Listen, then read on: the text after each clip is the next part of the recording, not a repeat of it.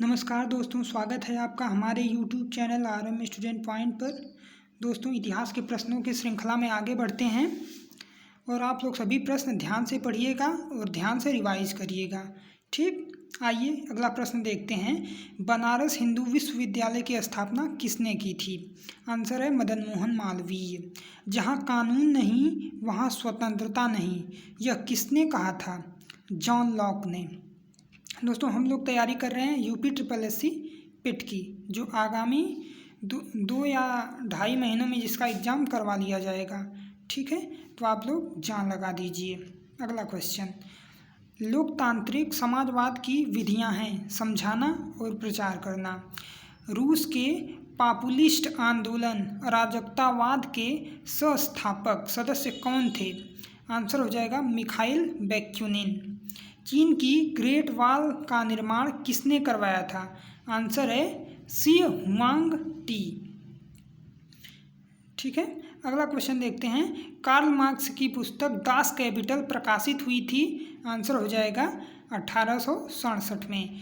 किस लड़ाई में नेपोलियन फ्रांस की अंतिम हार हुई? ट्राफल्गर की लड़ाई। आप लोग नाम सुने थे ट्राफल्गर? नहीं सुने थे तो जान लीजिए, नेपोलियन फ्रांस की अंतिम हार हुई थी। किसके पतन से फ्रेंच क्रांति का आरंभ हुआ था? बास्टील। बोस्टन चाय पार्टी की घटना का संबंध किससे है? अमेरिका स्वतंत्रता युद्ध। अगला क्वेश्चन, 1854-1856 में क्रीमियन युद्ध किनके बीच लड़ा गया था? आंसर हो जाएगा जर्मनी के खिलाफ यूनाइटेड किंगडम के साथ। अगला क्वेश्चन में आगे बढ़ते हैं। 318वां क्वेश्चन, किस संधि से प्रथम विश्व युद्ध समाप्त हुआ? वर्सेल्स संधि। अगला क्वेश्चन, राज सिंहासन पर बैठने वाला सबसे अधिक आयु का ब्रिटिश राजा या रानी कौन थी? क्वीन मेरी ट्यूडर। ठीक, आप लोग ध्यान से पढ़िए प्रत्येक क्वेश्चन, क्योंकि कोई भी क्वेश्चन परीक्षा में पूछ सकता है। हम लोगों के साथ अक्सर ऐसा होता है कि हम लोग जो प्रश्न नहीं पढ़ के कह जाते हैं वही पूछ देता है, और जो पढ़े रहते हैं वो पूछता ही नहीं है। इसलिए हर एक क्वेश्चन पढ़िए, क्योंकि एक क्वेश्चन आपको बाहर भी कर देगा। इसलिए प्रत्येक क्वेश्चन को अच्छे से पढ़ा जाए। अगला क्वेश्चन, भीमबेटका गुफा किस राज्य में है? मध्य प्रदेश।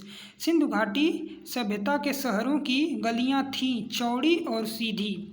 हड़प्पा और मोहनजोदड़ो के खंडहर किस नदी के तट पर पाए जाते हैं? आंसर हो जाएगा रावी के तट पर हड़प्पा और सिंधु घाटी के तट मोहनजोदड़ो पाए जाते हैं। ठीक, रावी के तट पर। सिंधु घाटी सभ्यता की लिपि कौन सी है? अज्ञात, अभी पता नहीं चला है। मोहनजोदड़ो में सबसे बड़ा भवन कौन सा है? धान्यागार। सिंधु घाटी के लोगों की एक महत्वपूर्ण रचना किसकी मूर्ति थी? नृत्य करती हुई बालिका। सिंधु घाटी सभ्यता का पत्तन नगर कौन सा है? लोथल। पत्तन माने बंदरगाह। ठीक, सिंधु अर्थव्यवस्था की ताकत थी व्यापार। सोर्तुगुई सिंधु घाटी सभ्यता। सोर्तुगुई किस देश में है? अफगानिस्तान। वेद शब्द का अर्थ है ज्ञान। ठीक, कोई पूछेगा वेद शब्द क्या है? ज्ञान है। आरंभिक वैदिक काल में वर्ण व्यवस्था आधारित है व्यवसाय पर। आर्यों को एक जाति कहने वाला पहला यूरोपियन कौन था? Max Muller. ऐसे क्वेश्चन पूछ लिए जाते हैं। ठीक, आर्यों को एक जाति कहने वाला पहला यूरोपियन मैक्स मुलर था।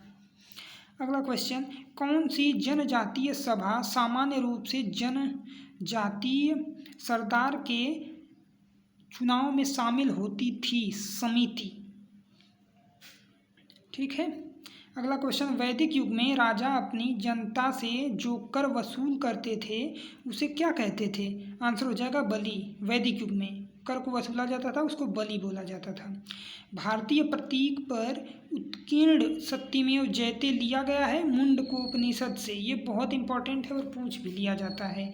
प्राचीन भारत में किस विवाह को विधि सम्मत नहीं माना जाता है? गंधर्व विवाह। बुद्ध किस वंश से संबंधित थे? शाक्य। उनको शाक्य मुनि भी कहा जाता है। ठीक, बुद्ध ने अपना प्रथम प्रवचन कहाँ दिया था? सारनाथ में। धातु से बने सिक्के सबसे पहले प्रकट हुए थे बुद्ध के काल में। अगला क्वेश्चन देखते हैं, आरंभिक बौद्ध साहित्य किस भाषा में रचे गए? पाली भाषा। बौद्ध धर्म में बुल का संबंध बुद्ध के जीवन की किस घटना के साथ है? बुल का संबंध, ठीक है, यानी साण, जन्म के समय बोला जाता है कि जन्म का समय हुआ था उनका, मतलब किस घटना से है? बौद्ध धर्म में बुल का संबंध किस घटना से है? तो बोल देगा बुल का संबंध किससे? तो बुद्ध भगवान के जन्म से, ठीक, ऐसे समझ लीजिए। बुद्ध धर्म और संघ मिलकर कहलाते हैं त्रिरत्न। पूछेगा बुद्ध धर्म में 3 त्रिरत्न कौन है? तो बुद्ध धर्म और संघ। बौद्धों के पवित्र अवशेषों पर निर्मित गुंबदाकार छत वाली अर्धगोलाकार संरचना को क्या कहते हैं? आंसर हो जाएगा स्तूप, ठीक है। बुद्ध की मृत्यु किस वर्ष हुई थी? 483 ईसा पूर्व में। भारतीय इतिहास के युगों में से किसके दौरान क्षत्रिय एक विशिष्ट पहचान रखते थे? बुद्ध के युग में। दोस्तों एक बात फिर और कह रहा हूँ कि अगर आप लोग ये वीडियो चला करके कहीं छोड़ देंगे या रख देंगे, कोई काम कर रहे हैं, तो मैं बोलता रहूँगा, आपका रिवाइज होता रहेगा, ठीक है। अगला क्वेश्चन पढ़ते हैं। भारतीय इतिहास में युगों में से किसके दौरान क्षत्रिय एक विशिष्ट पहचान रखते थे? आंसर हो जाएगा बुद्ध के युग में। आइए 345वें क्वेश्चन की तरफ बढ़ते हैं। 345वां क्वेश्चन है, भारत में जैन धर्म का संस्थापक कौन था? महावीर स्वामी वर्धमान। महावीर ने परिनिर्वाण कहाँ प्राप्त किया? आंसर हो जाएगा पावा, लोग बोलते हैं ना पावापुरी, तो वहीं परिनिर्वाण प्राप्त किए थे। प्राचीन भारत का प्रसिद्ध वह शासक कौन था जिसने अपने जीवन के अंतिम दिनों में जैन धर्म अपना लिया था? चंद्रगुप्त। 6वीं शताब्दी ईसा पूर्व मगध में किसका विशाल भंडार था? लोहे का। दोस्तों मैं आप लोगों से फिर कह रहा हूँ कि आप लोग ऑप्शन के चक्कर में कभी मत पड़िए। अगर आप पढ़े हैं तो आप क्वेश्चन पढ़ेंगे तो आपके दिमाग में रॉकेट की तरह आंसर निकलेगा, ठीक है। तो आप लोग रिवाइज करते रहिए, अच्छे से पढ़ते रहिए। उस राज्य का नाम बताइए जिसने पहली बार युद्ध में हाथियों का इस्तेमाल किया था? मगध। हेरोडोटस को माना जाता है इतिहास का जनक, ठीक है, और भूगोल का पिता इरेस्टोस्थनीज को माना जाता है, लेकिन कहीं कहीं हिकेटियस मिल जाता है। तो इरेस्टोस्थनीज ने सर्वप्रथम भूगोल के लिए ज्योग्राफिका शब्द का प्रयोग किया था, ठीक है। अगला क्वेश्चन देखते हैं।